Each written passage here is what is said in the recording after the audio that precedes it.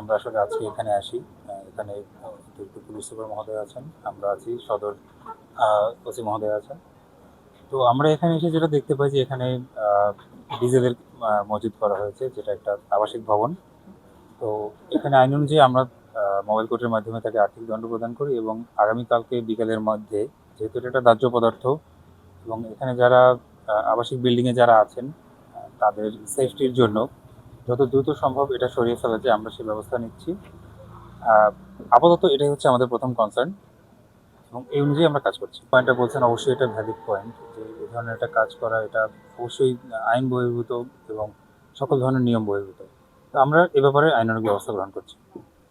আজকে কি পরিমাণ জরিমানা করেছেন আপনারা? জরিমানাটা এবং আইনের 16 অনুযায়ী 2016 ধারা 20 অনুযায়ী আমরা তাকে 10,000 টাকা অর্থদণ্ডে দণ্ড প্রদান করেছি এবং তাকে সময় দেওয়া হয়েছে সেফলি যে এখানে তেলটা মজুদ আছে ওটা দ্রুত সময়ের মধ্যে এটা সরিয়ে ফেলার জন্য। দ্রুত মানে কত সময়? আগামীকালকে তাদেরকে বিকাল পর্যন্ত আমরা সময় দিয়েছি। এর পরবর্তী থেকে তারা এটা করবে না, এটার গ্যারান্টি কে দিবে? আমরা এখানে আগামীকালকে আমি আবার আসবো, আমাদের এখানে পুলিশ বাহিনী যারা আছেন তারা থাকবেন। বৈধতা বলতে কোনো কিছু পাওয়া গেছে?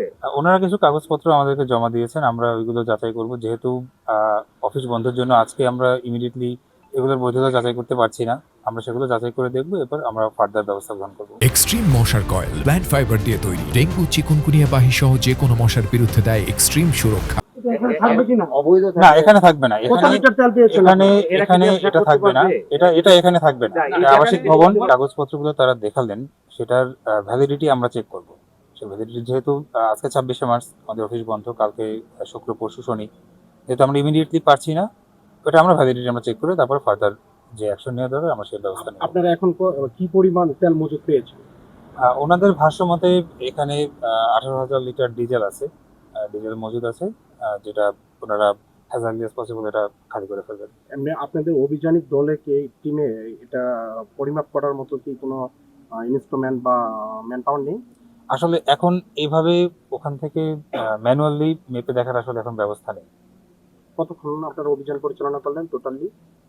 আমরা এখানে প্রায় 1.5 ঘন্টার মতো আছি, 1.5 ঘন্টার মতো এখানে আছি। আচ্ছা, রাষ্ট্রে একটা নজরদারিতে রাখবো যে তারা এটা কিভাবে দেখছে। আমরা যখন মাল্টিপল শাস্তি দেওয়া যায় না, একটা অপরাধে আপনি বারবার শাস্তি দিতে পারেন না। আর আমার আইনের সর্বোচ্চ অর্থদণ্ডের সিলিংই এটা, আমি যে শাস্তিটা দিয়েছি। তারা যে কাগজপত্রগুলো তারা আমাদেরকে জমা দিয়েছেন, আমরা সংশ্লিষ্ট অফিসে আমরা সেটা ক্রস চেকিং করে আমরা ফার্দার ব্যবস্থা গ্রহণ করব।